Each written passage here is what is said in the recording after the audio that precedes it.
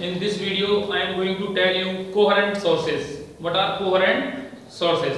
So सबसे पहले देखेंगे coherent sources क्या होते हैं और हम उन्हें कैसे बनाते हैं, फिर मैं आपको बताऊंगा कि coherent sources हम कैसे बनाएं. ओके, सबसे पहले coherent source को डिफाइन कर लेते हैं कि coherent sources होते क्या हैं. तो कोई भी दो ऐसे sources, any two sources of light which emit light of same or nearly same amplitude, same wavelength, same frequency, same phase और constant phase difference. तो कोई भी ऐसे दो sources of light जो light emit करते हो nearly same amplitude और same amplitude की, same wavelength की, same phase की और same, or if there is some phase difference between them, then this phase difference should be constant. So any two sources of light which emit light of same or nearly same amplitude, same wavelength, same frequency, same phase or constant phase difference, such sources of light are called coherent sources. अब इस तरह के जो coherent sources हैं ये आएंगे कहां से, ऐसे सोर्सेज हमें कहां से मिलेंगे.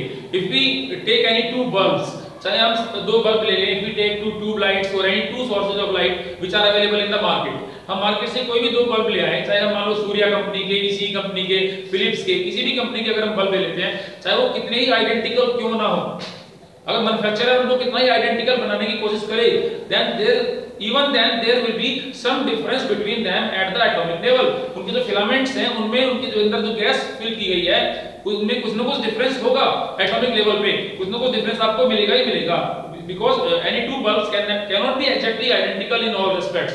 तो उससे क्या होगा, तो वो लाइट एमिट करेंगे that will not be of same phase, वो सेम फेज की कभी हो ही नहीं पाएगी. कभी भी दो इंडिपेंडेंट सोर्सेज, दो बल्ब चाहे वो सेम कंपनी से खरीदे गए हों, सेम वोल्टेज के हों, सेम रेटिंग्स के हों, उसके बावजूद भी they will not be able to produce a light having same phase. क्यों? Because they will not be able to keep the phase, their phase same.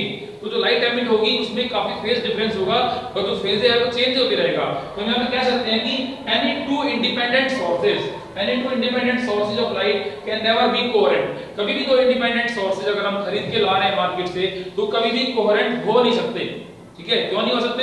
Because they will not be able to maintain the same phase और constant phase difference. तो ये जो last वाली condition है, ये वाली condition वहां पर सेटिस्फाई नहीं हो पाएगी.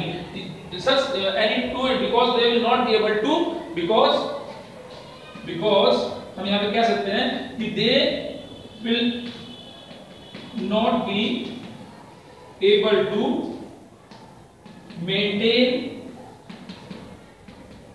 same phase, वो सेम फेज मेंटेन नहीं कर पाएंगे और कांस्टेंट फेज डिफरेंस मेंटेन नहीं कर पाएंगे, क्योंकि उनमें हमेशा कुछ ना कुछ डिफरेंस होगा, whether it is at atomic level.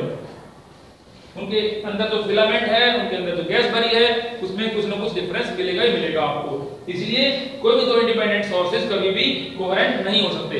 तो अब क्वेश्चन है कि कोहेरेंट सोर्सेज लाए कहां से, ऐसे सोर्सेज कहां मिलेंगे, क्या इस दुनिया में हैं?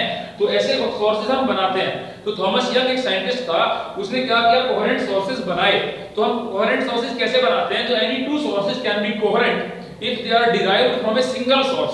अगर उनको हम सिंगल सोर्स से डिराइव करें तो Thomas Young told us a technique कि किस तरह से हम कोहेरेंट सोर्स प्रोड्यूस कर सकते हैं. तो उसके लिए भी काम करते हैं. Suppose this is your point source, मान लो ये पॉइंट सोर्स है, एंड हाइगन ने हमें बता दिया है कि every you can say source of light emit light in all directions just like. तो यहाँ पे वेव फ्रंट बनते हैं. तो पहले यहाँ पे बनेगा ये primary wave front, suppose this secondary wave front, this tertiary. तो इस तरह से वेव फ्रंट्स बनते चले जाएंगे. ठीक है, तो ये वेव फ्रंट्स बन जाएंगे.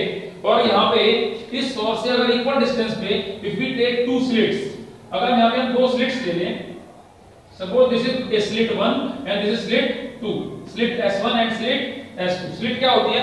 इस तरह की जो बारीक सी दरार होती है, दिस इज रेक्टेंगुलर स्लिट. इसको हम कह सकते हैं, इसके बीच में से आप देख सकते हैं कि आर पार आप देख पा रहे हैं. तो दिस इज कॉल्ड स्लिट. ठीक है, तो हमने कहा कि यहाँ पे एक स्लिट ले ली, यहाँ पे एक स्लिट ले ली. तो these two slits जो हैं these are at equal distance from this source, यहाँ से equal distance पे है. ओके, सो अब लाइट इस तरह से एमिट हो रही है in the form of wave fronts. तो आप देख सकते हैं कि both the slits, slit S1 and slit S2, they are lying on the same wave front. दोनों की दोनों स्लिट्स एक ही वेव फ्रंट पे लाई कर रही हैं. और हाइगन ने आपको फर्स्ट पोस्टुलेट में क्या बताया था कि each point on the wave front act as new source of light. Okay, wave front का हर पॉइंट कैसे बिहेव करता है, सोर्स की तरह बिहेव करता है। तो because both the slits are lying on the same wave front, so this point and this point, point s1 and point s2, they will act source of light. So these two slits will act as new source of light. क्योंकि wave front का हर point क्या बन जाता है, according to Huygens first postulate, each point on the wave front act as new source of light. So these two slits will also act as new source of light. Now because each point of the wave front have same phase, the phase difference between any two points on the same wave front is zero. So these two slits will become source of light and they will emit light of same phase. क्योंकि एक ही wave front के points में दोनों लाई कर रही हैं, because both the slits are lying on the same wave front, so there will be no phase difference between them. So ये तो हमारी लास्ट कंडीशन थी कि कोई भी दो सोर्स के कोहेरेंट होने के लिए they must emit light of same phase or constant phase difference. तो वो हमारी कंडीशन यहाँ पे आसानी से हमने क्या कर ली, अचीव कर ली, ठीक है। अगर हम एक दो स्लिट्स ले लें which are at equal distance from this parent source, तो हम यहाँ पे देखते हैं कि these two slits will act as new sources of light and इनकी जो स्पेशलिटी होगी, इनकी फीचर होगी, फीचर्स ये होगी कि these two sources will emit light of same phase. तो इस तरह से बच्चों हमने प्रोड्यूस कर लिए कोहेरेंट सोर्सेज। तो हमने सीखा इस वीडियो में कि कोहेरेंट सोर्सेज क्या होते हैं, फिर हमने बताया कि कोई भी दो इंडिपेंडेंट सोर्सेज कभी भी कोहेरेंट नहीं हो सकते क्योंकि they will not be able to maintain the same phase और constant phase difference. Then I told you कि किस तरह से हम कोहेरेंट सोर्सेज बना सकते हैं, जो थॉमस यंग ने आपको बना के दिखाए कि अगर हम दो स्लिट्स ले लें और उनसे इक्वल डिस्टेंस पे एक सोर्स रखें तो these two slits will act as new source of coherent sources. So coherent sources can be obtained if they are derived from the single source. तो कैसी लगी आपको वीडियो? अगर अच्छी लगी तो प्लीज लाइक करें और शेयर करें। Thank you very much.